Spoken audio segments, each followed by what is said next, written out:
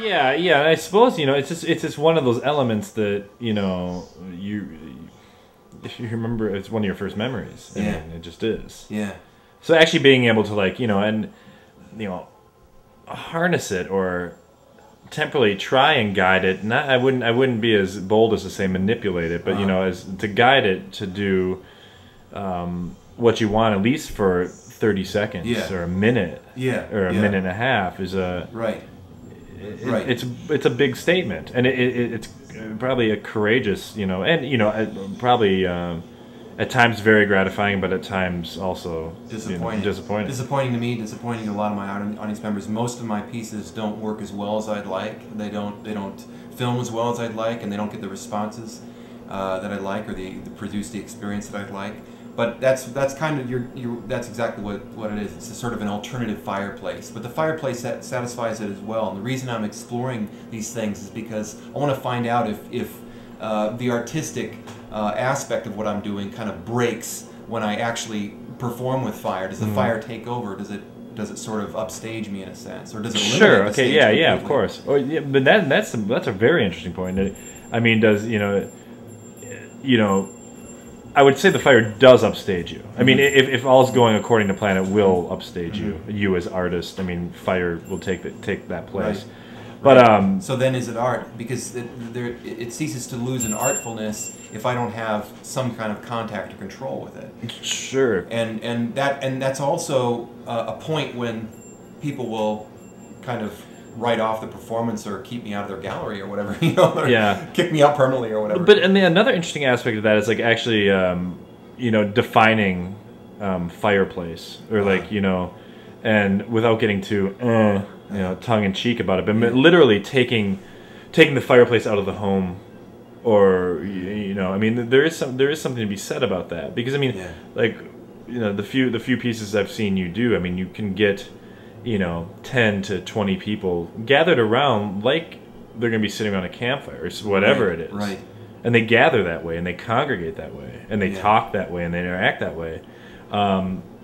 Like you would, like people have been doing since the beginning of time. Right. But granted, like here, then you will come in and try and alter the perceived, sense of how fire is going to work or how people are going to interact with fire.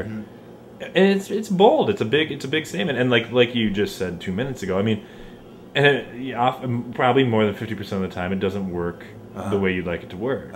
Because it's a tough thing to control. Or, Yeah, it's its own moving, apparently willful element. Yeah, and you have, but I mean, you can't.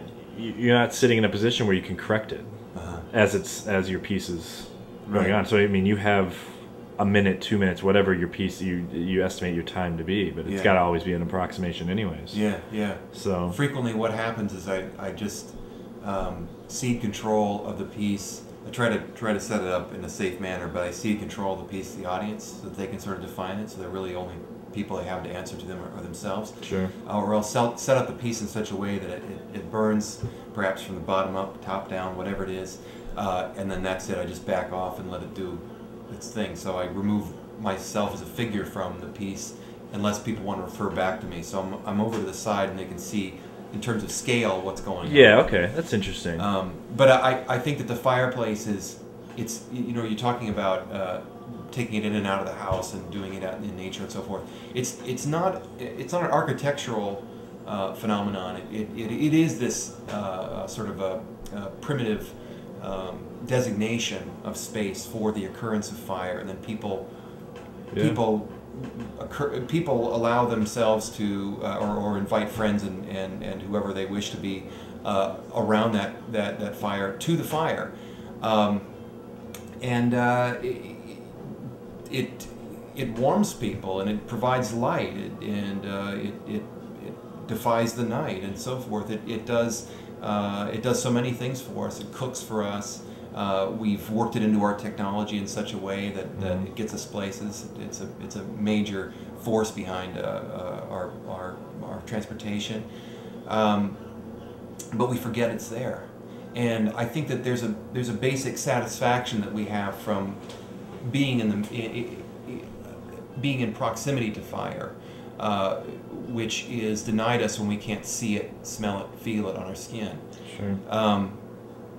So the fireplace in the house is just an advanced version of that more primitive relationship with the fire. I asked Vito Conchi about this once because he's been doing architecture in the last 10 years or so, and he just said it kind of creeps me out because he associates it with like the bear rug and the mansion and so forth. You know, the fireplace has become a kind of an icon of luxury. Too much, but what's a goal? What's a piece you've always had in the back of your mind that you'd like to try and get done before you die or lose interest? Yeah, there's a few. Not to give anything away. I mean, if you don't want other. I don't mind talking about it. There's a few pieces that I'd really like to do. There's a few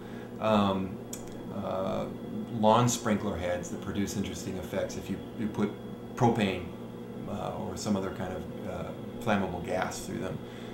There's one that has a kind of a spoon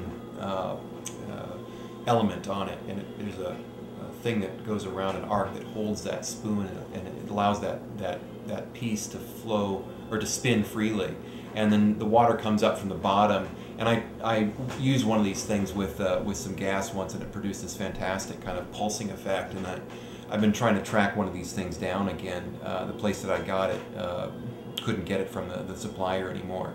But there's stuff like that. Like maybe I can make a bigger version of that or something.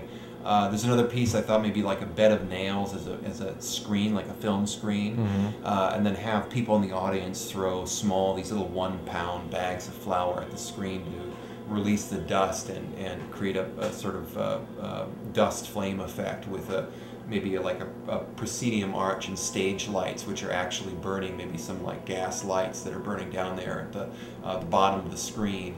And so they throw their bags of flour up into the bed of nails / screen, and it produces this cascade of burning dust in whatever rhythm they like, or according to how well they can throw the bag. It'd be interesting to actually legitimately soundtrack that. It'd be almost like a silent film. Yeah, it'd be like a silent film. Or I could have like an organist on the side or something. just to push that idea of the film theater. I will write the music for that piece. All right. We'll do it in Brooklyn. Oh, we could do it in Brooklyn. Nobody. I mean, I think in my neighborhood, I think there would be a chicken walking down the street that may be bothered by it. But other than that, I think we could get away with whatever we wanted. Well, Steve Rife, thank you very much for your time. Thank you for stopping by Design Smoke. Yeah. No pun intended.